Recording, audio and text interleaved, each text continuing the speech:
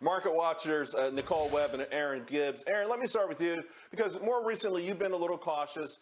Does a session like today, and maybe that we saw last Friday, does it get you to sort of change and say, hey, let's look beyond the headlines of what's gnawing this market and to what the possibilities could be 6 months to a year from now?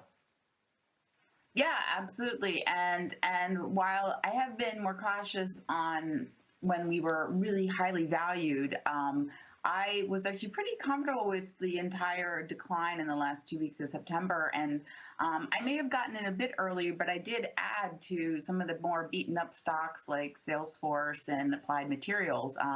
So, it's tough to time the market even on the dips, but I really use these as opportunities to add to my position. So I think that we definitely have a really good outlook going forward for the next 12 to 15 months.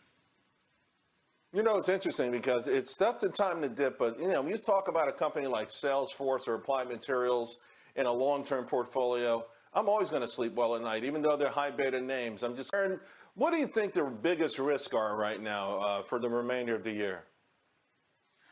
So my top three is in inflation fears would be the one that could really turn the market the most easily.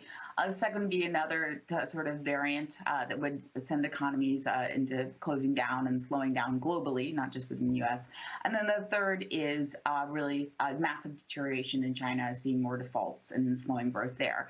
And then that's an order of likelihood. I basically don't really think that the second two are really going to happen. I think the biggest fear Right. is inflation risk and how we Is it manage that. inflation?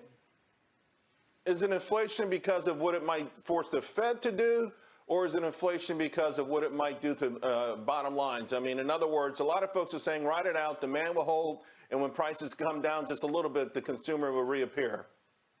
It's more about the Fed because they have the biggest power. While it's hard for consumers to digest higher prices, so far they've been relatively resilient, and companies have either been able to adjust those prices or just take slightly lower profits, or just not sell the Right. product.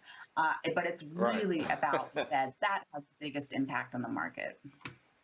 And of course, don't forget about shrinkflation, right? Those packages are getting smaller and smaller.